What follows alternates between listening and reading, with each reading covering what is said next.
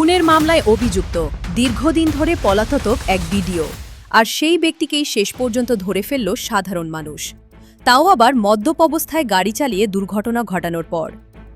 ঘটনাটি ঘটেছে নিউ টাউনে।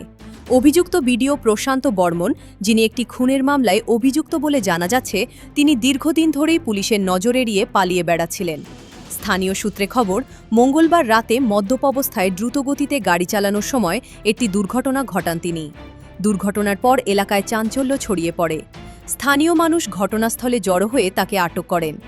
চোখের সামনে এমন বেপরোয়া ড্রাইভিং দেখে ক্ষোভে ফেটে পড়েন স্থানীয় বাসিন্দারা। অনেকেই প্রশ্ন তুলছেন, একজন সরকারি আধিকারিক কিভাবে এতদিন ধরাছোঁয়ার বাইরে ছিলেন। তার উপর মদ্যপ অবস্থায় রাস্তায় গাড়ি চালিয়ে সাধারণ মানুষের জীবন বিপন্ন করার অভিযোগ আরও ক্ষোভ বাড়িয়েছে। খবর পেয়ে পুলিশ ঘটনাস্থলে পৌঁছে অভিযুক্তকে নিজেদের হেফাজতে নেয়। পুরো ঘটনার তদন্ত শুরু হয়েছে। খুনের মামলার পাশাপাশি মদ্যপ অবস্থায় গাড়ি চালানো এবং দুর্ঘটনা ঘটানোর অভিযোগও খতিয়ে দেখা হচ্ছে। একজন পলাতক সরকারি আধিকারিকের এই ঘটনা ঘিরে এখন তীব্র চাঞ্চল্য নিউ টাউনে। প্রশ্ন উঠছে প্রশাসনিক নজরদারি ও আইনশৃঙ্খলা নিয়েও। এখন দেখার তদন্তে আর কি তথ্য সামনে আসে। কি বলবো, কি চাচ্ছিস তুই? আমি চাইছি আপনি যে অন্যায় ফাঁসি?